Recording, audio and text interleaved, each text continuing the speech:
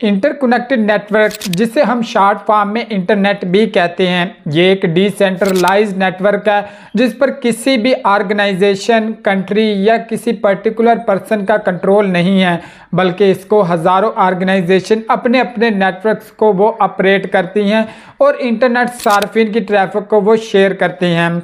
29 अक्टूबर 1969 को 10:30 PM पर सबसे पहला इंटरनेट मैसेज है वो उकला साइट से स्टैनफोर्ड रिसर्च इंस्टीट्यूट तक भेजा गया, जिसको आरपा नेट के जरिए भेजा गया, जो कि पैकेट स्विचिंग टेक्नोलॉजी का इस्तेमाल करता था। आरपा net which stands for advanced research projects agency networks, उसको 1969 में वो इस्टेब्लिश किया गया, लेकिन 1970 में विंटन सर्फ, जो कि एक फेमस कंप्यूटर साइंटिस्ट थे, उन्होंने सबसे पहले एक वे है वो इन्वेंट किया जिसके ज़रिए से दो कंप्यूटर है वो आपस में कम्युनिकेट कर सकें। लेकिन द टर्म इंटरनेट सबसे पहले 1982 को वो यूज़ की गई, जिसके बाद ये वर्ल्ड वाइड वो फेमस हो गई।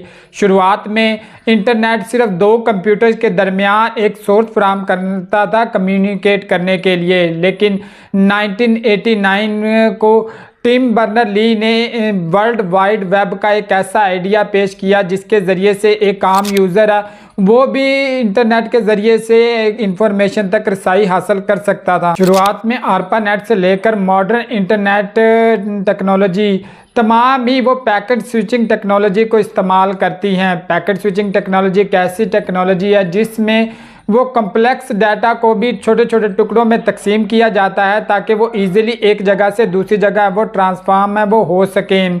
इसके लिए एक और भी मसला था कि जब हम किसी डाटा को वो छोटे टुकड़ों में तकसीम करके रिसीवर तक भेजेंगे तो रिसीवर का एड्रेस कैसे हम आइडेंटिफाई करें और साथ में इसको एक्यूरेटली कैसे ऑर्डर है वो किया जा सके। इसके लिए जो विंटन सर्फ है उसने टीसीपी और आईपी है वो इन्वेंट की है। TCP stand for transmission control protocol, जबकि IP stand for internet protocol था। ये टेक्नोलॉजी ऐसी थी जिसके ज़रिए से हम ये रिसीवर को एग्जैक्टली आइडेंटिफाई कर सकते थे, क्योंकि हर डिवाइस का वो अलग आईपी एड्रेस होता था। जबकि डाटा को एग्जैक्ट है वो ऑर्डर में ट्रांसफॉर्म करने के लिए वो आईसीपी टेक्नोलॉजी का इस्तेमाल किया जाता है। शुरुआत में हर वेबसाइट के लिए हमें अलग से आईपी एड्रेस वो याद करना पड़ता था ताकि उसको वो एक्सेस किया जा सके। हर वेबसाइट का एक अलग आईपी एड्रेस होता था जो कि नंबर यानी डिजिट पर मुश्तमिल होता था। जब हम उसको टाइप करते थे तो वो पर्टिकुलर वेबसाइट है वो ओपन हो जाती थी। लेकिन आजकल मॉडर्न टेक्नोलॉजी में हम वो सिर्फ नेम्स टाइप करके ही, जैसा कि गूगल, यूट्यूब या दूसरे वेबसाइट्स का सिर्फ नेम ही वो यूज़ करके किसी भी वेबसाइट को वो एक्सेस कर सकते हैं। क्योंकि 1983 में पॉल ने डीएनएस यानी कि डोमेन नेम सिस्टम है उसको इन्वेंट किया, जिसके ज़रिए से हम आईपी एड्रेस की जगह एक पर्टिकुलर नेम है वो किसी भी वेबसाइट का रख सकते हैं ताकि यूज़र्स को आसानी हो किसी भी पर्टिकुलर वेबसाइट को एक्सेस करने में।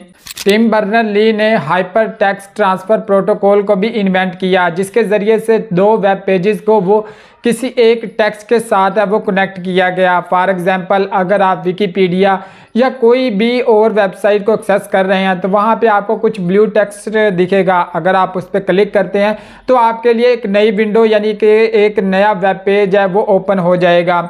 इसके ज़रिए से वो दोनों को एक टेक्स्ट के ज़रिए है वो कनेक्ट किया जा सकता है।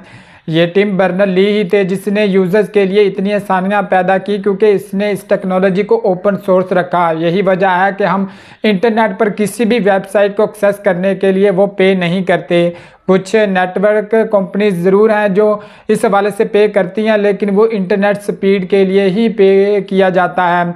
किसी वेब को एक्सेस करने के लिए कोई भी यूज़र है वो पे नहीं करता, जैसे कि गूगल सर्च इंजन या फिर यूट्यूब या कोई भी दूसरी वेबसाइट्स हैं वो फ्री ऑफ यूज़ हैं। कंप्यूटर किसी भी इंफॉर्मेशन को बाइनरी डिजिट्स में कन्वर्ट करके वो नेटवर्क इंटरफेरेंस कार्ड की तरफ भेज देता है, जबकि नेटवर्क इंटरफेरेंस कार्ड इनको छोटे छोटे कोड्स में तब्दील करके उनको करेक्ट ऑर्डर में है वो इस्टेब्लिश करता है और साथ में इसके रिसीविंग एड्रेस वो भी इनके ऊपर वो लेबल कर देता है। जिसके बाद ये राउटर में जाते हैं और राउटर इनको और भी छोटे कोड्स में है वो डिवाइड करके नेटवर्क में वो भेज देता है।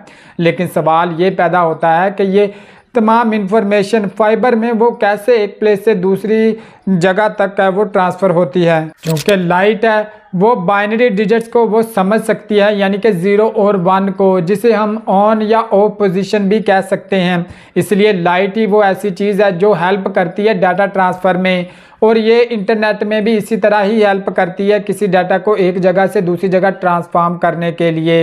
जब भी कोई दो कंप्यूटर्स हैं वो आपस में किसी फाइबर के ज़रिए वो कनेक्ट करते हैं तो इंटरनेट है वो वर्क करता है। इसी तरह पर ही हम सैटेलाइट इंटरनेट वो यूज़ करते हैं। जब भी कोई यूज़र है कोई रिक्वेस्ट भेजता है तो वो सबसे पहले सैटेलाइट तक जाती है, वो सैटेलाइट फिर डाटा सेंटर में उस रिक्वेस्ट को भेजता है जहां पर वो इंफॉर्मेशन पर्टिकुलर एड्रेस के साथ वो लेबल पड़ी होती है। वहां से फिर वो सैटेलाइट पर जाती है और सैटेलाइट से फिर वो सिग्नल यूज़र की तरफ आते हैं, जिसकी वजह से वो पर्टिकुलर वेबसाइट को वो एक्सेस कर सकता है। लेकिन बेसिक मेथड है वो यही है जिसके ज़रिए से एक इंटरनेट है वो काम कर। अगर हम हिस्ट्री की बात कर लें तो नोकिया 9000 वो पहला मोबाइल था जो इंटरनेट को वो एक्सेस कर सकता था।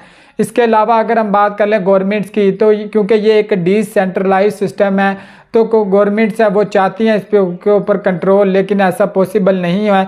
इसीलिए कुछ कंट्रीज़ में ये आज भी बैन है। जैसा कि हम अगर नॉर्थ कोरिया की बात कर लें तो वो अपने ही एक तरीके से इंटरनेट वो यूज़ करते हैं, लेकिन वहाँ पे जो लोकली ऑपरेटिंग सिस्टम्स हैं वो बैन है। चाइना में भी लोकल जो विंडोज़ या दूसरे ऑपरेटिंग सिस्टम है वो बैन है, वो अपने ही ऑपरेटिंग सिस्टम के ज़रिए से वो इंटरनेट को कंट्रोल करने की